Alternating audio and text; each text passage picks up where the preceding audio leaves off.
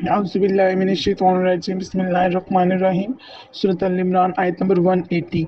वला और ना यकसबन्ना हरगिज़ गुमान करें अल्लज़ीना जो यबग़लूना बुग़ल करते हैं बिमा जो आताहुम दे रखा है उन्हें अल्लाह ने मिन फ़ज़लिही अपने फ़ज़लो करम से। और जो लोग अल्लाह ताला के अता करदा माल में बुग़ल करते हैं।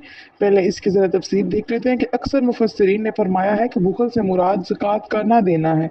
जो लोग ज़कात अदा नहीं करते ये उनके लिए बेहतर नहीं है बल्कि क़यामत के दिन रुसवाई का बाहिस बनेगा, क्योंकि गले में तोप देखकर हर आदमी को पता चल जाएगा कि ये बुखील था और ज़कात अदा नहीं करता था। हुज़ूर अकरम सल्लल्लाहु तआला अलैहि वसल्लम ने फरमाया, जिस शख्स को अल्लाह ताला ने माल दिया और उसने उसकी ज़कात अदा ना की तो क़यामत के दिन वो माल एक गुंजे सांप की सूरत में उसकी गर्दन का तोक बना दिया जाएगा, यानी एक सांप की तरह उसके गर्दन में लटका दिया जाएगा। फिर ज़कात देने वाले शख्स को ना देने वाले शख्स को वो सांप अपने दोनों जबड़ों से पकड़ लेगा और कहेगा, मैं तेरा माल हूँ, मैं तेरा खजाना हूँ। अस्तगफिरुल्लाह। ये बंदा सोच ले, ये बंदा एक दफ़ा कैफियत इसको ज़रा सोचे ना तो बंदा ज़कात तो कभी भी ज़कात से पीछे ना हटे, बल्कि ज़कात का जितना माल बन रहा है बंदा उससे भी 2 गुना ज़्यादा ही दे। अगर बंदा इस अजाब का तसव्वुर करे तो इसके बाद हुज़ूर अकरम सल्लल्लाहु अलैहि वसल्लम ने ये आयत नंबर 180 की तिलावत फरमाई। हुआ ये खैरुन बेहतर लहुम उनके लिए, बल्कि हुआ ये शर्रुन बहुत बुरा लहुम उनके लिए। सयुतवकुना तोक पहनाया जाएगा इन्हें माँ बखिलू वो उन्होंने जिन्होंने बुखल किया भी ही जिस माल में यौमल क़ियामती क़यामत के दिन। वलिल्लाहि और अल्लाह ही की मीरासु मीरास अस्समावाति आसमानों वल अर्दी और ज़मीन की।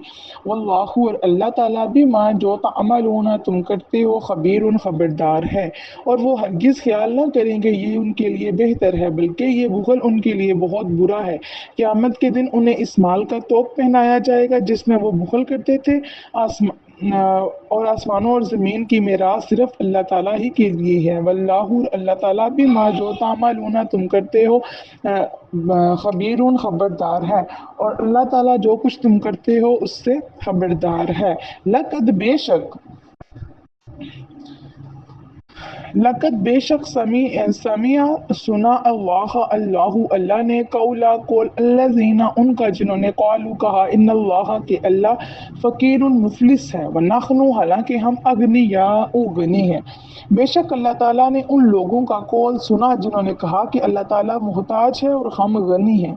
इसकी ज़रा तफसीर देख लेते हैं कि सूरह अल बकरा के आयत नंबर 245 में इरशाद हुआ कि है कोई जो अल्लाह ताला को कर्ज़ हसना दे। कर्ज़ हसना से मुराद आपने पढ़ा ऊपर, वैसे भी आपको कर्ज़ हसना का पहले हमने पढ़ा है कि कर्ज़ हसना वो कर्ज़ होता है जो हम अल्लाह ताला को देते हैं, यानी हम जो अल्लाह की राह में खर्च करते हैं, गरीबों वगैरह को देते हैं, तो उसको कर्ज़ हसना, हसना मतलब हसन अच्छा कर्ज़।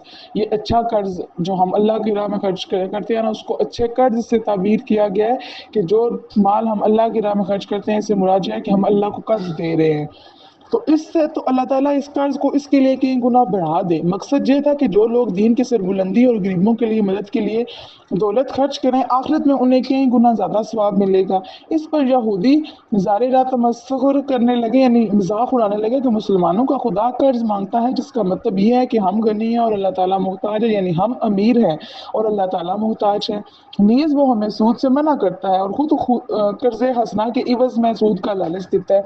यानी अल्लाह ताला ने हमें कहा ना कि कर्ज़े जो इंसान अल्लाह ताला को कर्ज़ हसना देगा तो उसका माल उसको कई गुना बढ़ाकर वापस दिया जाएगा।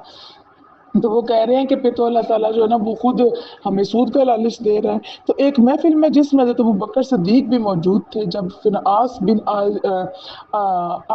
अज़वरा यहूदी ने ये बात कही तो हज़रत अबू बकर सिद्दीक इस गुस्ताखी को बर्दाश्त ना कर सके और उसके मुंह पर एक ज़ोरदार तमांचा दे मारा और फरमाया, अगर हमारे और तुम्हारे दरमियान मुआहदा ना होता तो मैं तुम्हारा सर कलम कर देता। मुआहदे से मुराद है कि उस वक्त उनके दरमियान आपस में ये बात हुई थी कि ना तुम हमें कत्ल करोगे ना हम तुम्हें कत्ल करेंगे। तो मुआहदा हुआ था कि कोई किसी को कत्ल नहीं करेगा, तो इसलिए हज़रत अबू बकर सिद्दीक ने फरमाया कि अगर मुआहदा ना हुआ था तो मैं तुम्हारा सर कलम कर देता। फिनहास ने हुज़ूर अकरम सल्लल्लाहु अलैहि वसल्लम के पास शिकायत की। हुज़ूर अकरम सल्लल्लाहु अलैहि वसल्लम के दरियाफ्त करने पर हज़रत अबू बकर सिद्दीक ने अर्ज़ की कि उसने अल्लाह ताला की शान में गुस्ताखी की और कहा कि अल्लाह ताला फ़कीर है और हम गनी हैं। اس پر میں نے غضبناک ہو کر اسے دپڑ سیر کر دیا۔ فنحاس نے اس گستاخی کا انکار کر دیا اور کہا میں نے ایسا نہیں کہا تھا۔ اس وقت اللہ تعالیٰ نے فنحاس کے فنحاس کے انکار کرنے اور حضرت ابوبکر صدیق کی تصدیق میں یعنی ان کی سچائی میں یہ آیت نازل فرمائی، یعنی واقعی یہود نے یہ گستاخانہ بات کہی ہے اور یہ کوئی نئی بات نہیں ہے۔ ان کے اسلاف نے یعنی ان کے آباء و اجداد نے انبیاء کرام کو ناحق قتل بھی کرتے تھے۔ رب تعالیٰ کی شان میں صرف زبانی گستاخی بھی اتنا بڑا جرم ہے کہ اس کو قتل انبیاء کے ساتھ لکھا جائے گا، اور جب یہود کو جہنم کی آگ میں پھینکا جائے گا تو انہیں یاد کرایا جائے گا کہ یہ سزا اللہ تعالیٰ کی طرف سے ظلم نہیں ہے بلکہ تمہارے فلاں فلاں گناہوں کا عذاب ہے جو تم نے خود کیے تھے۔ بے شک اللہ تعالیٰ کسی پر ظلم نہیں کرتا۔ ذالکہ یہ نہیں سوری آیت نمبر 181 کا ریمیننگ پارٹ دیکھتے ہیں۔ قالو کہا،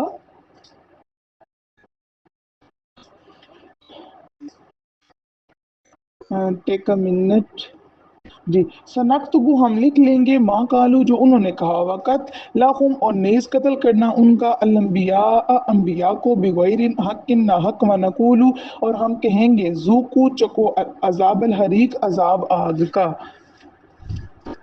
ہم ان کا یہ قول ان کے نامہ اعمال میں لکھ لیں گے اور ان کے انبیاء کا ناحق قتل کرنا بھی، تفسیر دیکھ اور ہم لیتے ہیں ان کہ سے یہود کہیں نے گے کہ اب حضور چکو اکرم صلی عذاب اللہ علیہ وآلہ وسلم پر ایمان نہ لانے کا ایک اور بہانہ تراشا کہ اللہ تعالیٰ نے تو رات میں حکم دیا کہ وہ صرف اسی نبی پر ایمان لائے جو قربانی کا گوشت پیش کرے اور آسمانی آگ آ کر اس قربانی کو کھا جائے، مگر آپ صلی اللہ علیہ وآلہ وسلم نے ایسا کوئی معجزہ نہیں دکھایا، اس لیے آپ صلی اللہ علیہ وآلہ وسلم پر ایمان لانا ان کے لیے ضروری نہیں ہے۔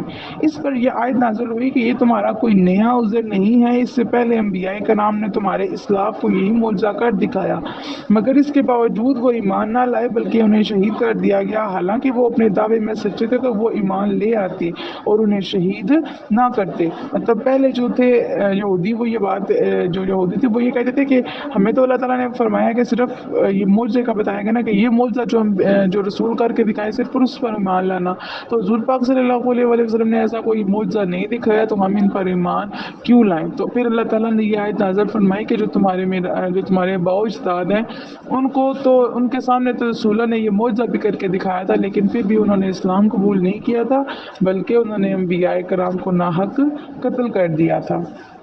سنکتبو ہم لکھ لیں گے ماں قالو جو انہوں نے کہا، وقت لہم نیز قتل کرنا ان کا الانبیاء انبیاء کو بغیر حق ناحق ونقولو اور ہم کہیں گے ذوقو چکو عذاب الحریق عذاب آگ کا۔ ہم ان کا یہ قول لکھ لیں گے ان کے نامہ اعمال میں، اور ان کے اسلاف کا نبیوں کو ناحق قتل کرنا بھی ان کے اسلاف کے نامہ اعمال سے میں پہلے سے درج ہے یعنی پہلے سے لکھا گیا ہے، اور قیامت کے دن ہم کہیں گے انہیں کہ آگ کا عذاب چکھو۔ ذالکہ یہ بیما اس کا جو قدمت آگے بھیجا ہے ایدیکم تمہارے ہاتھوں نے، وان اللہ اور یقیناً اللہ لیسا نہیں بظلام ظلم کرنے والا للعبید اپنے بندوں پر۔ یہ سزا ہے تمہارے ان اعمال کی جو تم نے اپنے ہاتھوں سے کیے تھے، اور اللہ تعالیٰ اپنے بندوں پر ظلم کرنے والا نہیں ہے۔ الذین جنہوں نے قالو کہا، انا بے شک اللہ نے عاہدہ اقرار کر لیا ہے الینا ہم سے، اللہ کے نہ نؤمنا ایمان لائیں لرسول کسی رسول پر، حتیٰ یہاں تک کہ یاتی یا نہ وہ لائے ہمارے پاس بقربان ایک قربانی تاکلہ کھا لے اس کو النار آگ۔ جن لوگوں نے کہا کہ اللہ تعالیٰ نے ہم سے عہد لیا ہے کہ ہم کسی رسول پر ایمان نہ لائیں جب تک وہ ہمارے پاس ایسی قربانی نہ لائے جسے آگ کھا جائے۔ قل آپ فرمائیے، قد جاءکم آ چکے ہیں تمہارے پاس رسول من قبلی مجھ سے پہلے، بالبینات دلیلوں کے ساتھ، وبالذی اور اس کے ساتھ جو قلتم تم کہہ رہے ہو، فلما تو کیوں قتلتموہم قتل کیا تھا تم نے انہیں، ان اگر کنتم تم ہو صادقین سچے۔ آپ فرمائیے تمہارے پاس مجھ سے پہلے کئی رسول بہت سی نشانیاں لے کر آئے، وہ نشانی بھی لائے جو تم نے ابھی کہی ہے، تو پھر اگر تم سچے ہو تو تم نے انہیں قتل کیوں کیا؟ فَإِن اگر کذب یہ جٹلاتے ہیں آپ کو فقط، تو بے شک کذبا جٹلائے گئے رسول من قبلی کا آپ سے پہلے۔ پیارے حبیب، اگر یہ لوگ آپ صلی اللہ علیہ وآلہ وسلم کو جھٹلاتے ہیں تو یہ کوئی نئی بات نہیں ہے۔ پہلے اس کی تفسیر دیکھ لیتے ہیں کہ منکرین حق کا شیوا ہر زمانے میں یکساں رہا ہے، یعنی حق کا انکار کرنے والوں کا جو رد عمل ہے وہ ہر زمانے میں ایک جیسا ہی رہا ہے۔ اگر آج یہ لوگ آپ صلی اللہ علیہ وآلہ وسلم کا انکار کرتے ہیں تو پہلے کئی ایسے رسولوں کو جھٹلا چکے ہیں جو اپنی سچائی کی روشن نشانیاں لے کر آئے تھے۔ جی، تو آپ صلی اللہ علیہ وآلہ وسلم سے پہلے یہ کئی رسولوں کو جھٹلائے گئے ہیں جو واضح نشانیاں والکتاب اور کتاب المنیر، جی، والکتابہ اور کتاب المنیری روشن۔ پیارے حبیب، اب اگر یہ آپ کو جھٹلاتے ہیں تو یہ کوئی نئی بات نہیں۔ آپ صلی اللہ علیہ وسلم سے پہلے کئی عظیم رسول جھٹلائے گئے ہیں جو واضح نشانیاں، آسمانی صحیفے اور روشن کتاب لائے تھے۔ کل، ہر نفس کو ذائقۃ چکھنے والا ہے، الموت، موت کا، ہر شخص موت کا مزہ چکھنے والا ہے۔ اس کی ذرا تفسیر ہم دیکھ لیتے ہیں۔ موت ایک عالمگیر صداقت ہے، یعنی ایک بڑی سچائی ہے جس سے کسی کو مجال انکار نہیں، جس کا کوئی بھی انکار نہیں کر سکتا۔ نیز موت ایک ایسا پل ہے جو دوست کو دوست سے ملاتا ہے، یعنی ہر انسان مرنے کے بعد اپنے اچھے یا برے اعمال کے نتائج سے دوچار ہوتا ہے۔ اگر دنیا میں اچھے اعمال سے محبت تھی تو جنت کی خوشخبری سے شاد کام رہے گا، اور اگر برے اعمال سے دوستی تھی تو عذاب کے ڈر سے بے چین رہے گا۔ مرنے کے بعد ہر انسان کو اصل ٹھکانے کا اندازہ ہو جاتا ہے، کیونکہ حضور اکرم صلی اللہ علیہ وآلہ وسلم نے فرمایا، قبر جنت کے باغوں میں سے ایک باغ ہے یا جہنم کے گڑھوں میں سے ایک گڑھا ہے، یعنی جو نیک لوگ ہیں ان کی قبر جنت کے باغ کی طرح ہوگی، اور جو برے لوگ ہیں ان کا جو قبر ہے وہ جہنم کے گڑھے جیسی ہوگی۔ ایک انصاری نے عرض کی، یا رسول اللہ، اہل ایمان میں کون شخص سب سے افضل ہے؟ فرمایا، جس کے اخلاق سب سے افضل ہوں۔ پھر عرض کیا، اہل ایمان میں کون سا سب سے زیادہ دانا ہے؟ یعنی دانا مطلب ذہین۔ فرمایا، جو موت کو سب سے زیادہ یاد کرے اور موت سے بعد والی زندگی کے لیے سب سے اچھی تیاری کرے، یہ وہ لوگ ہیں جو دانا ہیں، یعنی یہ وہ لوگ ہیں جو سمجھدار ہیں، عقل والے ہیں۔ وَإِنَّمَا، اور بے شک، توفون، پوری مل کر رہے گی تمہیں، اجورکم، تمہاری مزدوری، یوم القیامت، قیامت کے دن، فمن، پس جو زخزیہ، بچا لیا گیا، عن النار، آتش سے، وادخلا، اور داخل کیا گیا، الجنت، جنت میں، فقط فازا، تو وہ کامیاب ہو گیا۔ اور قیامت کے دن تمہارے کاموں کا پورا بدلہ تمہیں دیا جائے گا۔ پس جو لوگ آگ سے بچا لیا گیا اور جنت میں داخل کر دیا گیا تو وہ کامیاب ہو گیا۔ وما، اور نہیں، الحیات، زندگی، الدنیا، دنیا کی، اور دنیا کی زندگی تو صرف متاع، ساز و سامان، الغروری، دھوکے میں ڈالنے والی، اور دنیا کی زندگی تو صرف دھوکے کا سامان ہے۔ اس کی ذرا دیکھ لیتے ہیں تفسیر کہ یہ دنیا دھوکے کا سامان ہے جو اس کے فریب میں پھنس گیا اور اس کی رنگینیوں میں ڈوب کر احکام الہی کو بھول گیا، وہ ناکام ہو گیا اور بلا آخر جہنم رسید ہوگا۔ اس کے برعکس جو اس دنیا کے فریب سے بچ گیا اور احکام الہی کی پیروی میں سرگرم رہا، وہ کامیاب ہو گیا اور آخر کار جنت میں جائے گا۔ اس دنیا کے متعلق چند روایات۔ حضور اکرم صلی اللہ علیہ وآلہ وسلم نے فرمایا، دنیا مومن کا قید خانہ ہے اور کافر کی جنت ہے۔ اس سے کیا مراد ہے کہ جو مومن ہے وہ اس دنیا میں جیسے ایک قیدی ہوتا ہے کہ گھٹ گھٹ کے زندگی گزارتا ہے، ایسے ہی جو مومن ہوتے ہیں وہ اس زندگی میں ڈر ڈر کے زندگی گزارتے ہیں، گھٹ گھٹ کے زندگی گزارتے ہیں، نہ کہ عیش و آرام سے اور ساری دولت لٹاتے ہیں اور اس دنیا کی رنگینیوں میں ڈوب جاتے ہیں۔ اور جو کافر ہیں وہ اس دنیا میں ایسے رہتے ہیں جیسے جنت میں بندہ خوش رہے گا اور اس کو کسی چیز کی پرواہ نہیں ہوتی۔ تو جو کافر ہیں وہ اس دنیا میں ایسے ہی رہتے ہیں جیسے ان کو کسی چیز کی فکر نہیں ہے۔ حضور اکرم صلی اللہ علیہ وآلہ وسلم نے فرمایا اس دنیا کی قدر و منزلت اللہ تعالیٰ کے نزدیک مچھر کے ایک پڑ کے برابر بھی ہوتی تو کسی کافر کو ایک گھونٹ پانی بھی نصیب نہ ہوتا۔ مطلب اس دنیا کی کوئی ویلیو ہی نہیں ہے، اس دنیا کی کوئی حقیقت ہی نہیں ہے۔ کہا جا رہا ہے کہ اگر ہم کہتے ہیں نا کہ فلاں بندے ہیں، فلاں کے پاس اتنی دولت ہے، اتنا سب کچھ ہے، تاکہ وہ اللہ تعالیٰ کے ایک کام بھی نہیں مانتا تو پھر بھی اس کے پاس اتنا سب کچھ ہے، کیونکہ اس دنیا کی حقیقت اللہ تعالیٰ کے نزدیک ایک مچھر کے پڑ کے برابر بھی نہیں ہے۔ اگر اتنی بھی ہوتی تو اللہ تعالیٰ کافر جو لوگ ہیں ان کو پانی کا ایک گھونٹ بھی نہ دیتے۔ اگر یہاں پہ نافرمان لوگوں کو بھی نعمتیں مل رہی ہیں، نافرمان لوگ بھی وہ دولت ہے ان کے پاس، سب کچھ ہے، عیش و آرام، تو یہ تو ان کے لیے اور آزمائش ہے، کیونکہ اس دنیا کی تو حقیقت کچھ بھی نہیں ہے، تو وہ اس دنیا میں جو مرضی کریں اس سے کوئی فرق نہیں پڑتا، کیونکہ اصل زندگی تو آخرت کی زندگی ہے جو اس زندگی کے بعد شروع ہونے والی ہے۔ اگر اس زندگی کی کوئی حقیقت ہوتی تو پھر اللہ تعالیٰ جو کافروں کو پانی کا ایک گھونٹ بھی نصیب نہ کرتے، تو پھر جو مسلمان جو اللہ تعالیٰ کے نافرمان ہیں، مسلمان ہو کر بھی اللہ تعالیٰ کے ایک کام نہیں مان رہے، تو پھر اللہ تعالیٰ تو ان کو دنیا میں عذاب دے دیتے نا، اگر اس دنیا کی کچھ حقیقت ہوتی تو۔ لیکن چونکہ اس دنیا کی کوئی حقیقت نہیں ہے، یہ دنیا اللہ تعالیٰ کے سامنے کوئی معنی نہیں رکھتی، اس لیے جو اللہ تعالیٰ کا نافرمان ہے اللہ تعالیٰ اس کو بھی اس دنیا میں اس کی رسی ڈھیلی چھوڑ دیتے ہیں کہ وہ دنیا میں جو مرضی کرے، اسے پیسہ دولت سب کچھ دیا جاتا ہے تاکہ وہ اپنی اس دنیا میں جیسی مرضی زندگی گزارے، اور قیامت کے دن تو اس کا حساب برابر ہونا ہی ہے۔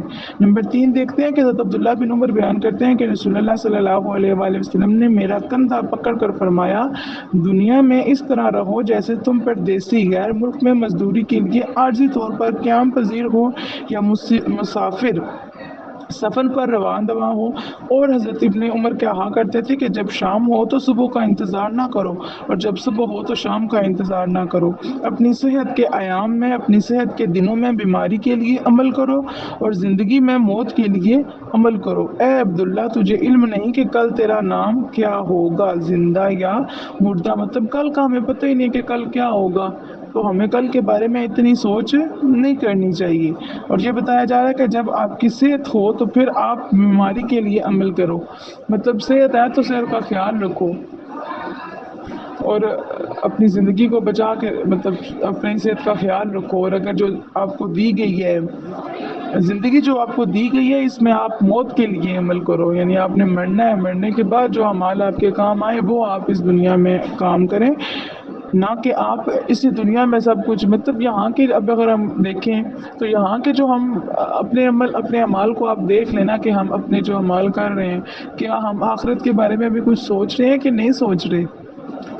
تو یہاں پر تو جو کچھ بھی ہے وہ یہیں پر رہ جانا ہے، تو اپنی زندگی میں کچھ ایسے عمل کریں کہ جو آپ کو اگلی زندگی میں آپ کے کام آ سکیں۔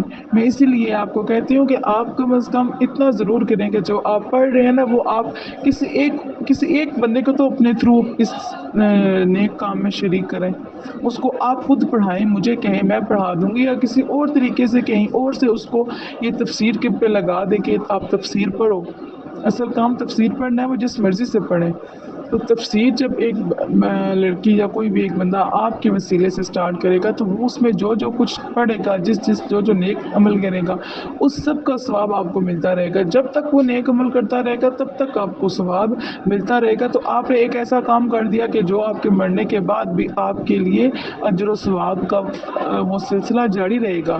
مطلب آپ اس دنیا سے چلے گئے ہیں لیکن آپ نے کسی ایسے بندے کو جو علم سکھایا تھا، اس بندے نے آگے کسی کو علم سکھا دیا، اس طرح وہ جو آپ کا سکھایا ہوا علم ہے وہ آگے پھیلتا جا رہا ہے، اور جب یہ علم پھیلتا جا رہا ہے تو جب تک وہ بندہ عمل کرتا رہے گا تب تک آپ کو اس کا ثواب ملتا رہے گا۔ نمبر 4 دیکھتے ہیں کہ حضرت علی نے فرمایا دنیا سفر کرتی ہوئی جا رہی ہے اور آخرت سفر کرتی ہوئی آ رہی ہے، اور ان میں سے ہر ایک کی اولاد ہے، تم آخرت کی اولاد بنو، دنیا کی اولاد نہ بنو، کیونکہ آج عمل کا دن ہے اور حساب نہیں ہے، اور کل حساب کا دن ہوگا اور عمل کا موقع نہیں ہوگا۔ یعنی آج ہمارے پاس وقت ہے، ہم عمل کر سکتے ہیں، آج ہے نا ہمارے پاس وقت، ہم اچھا عمل کر سکتے ہیں، اور کل حساب ہوگا، کل ہمارے پاس عمل کرنے کے کوئی وقت نہیں دیا جائے گا۔ اسی طرح حضرت علی کا ایک ارشاد یہ بھی ہے کہ دیکھنے میں دنیا بڑی نرم اور خوشنما لگتی ہے مگر اس کا زہر بڑا سخت اور قاتل ہے۔ امید ہے آپ کو یہاں تک سمجھ آ گئی ہوگی. باقی آپ کی طرف سے کوئی کوشچن ہو تو وہ آپ مجھے ان باکس کر سکتے ہیں. وما علینا الا البلاغ المبین.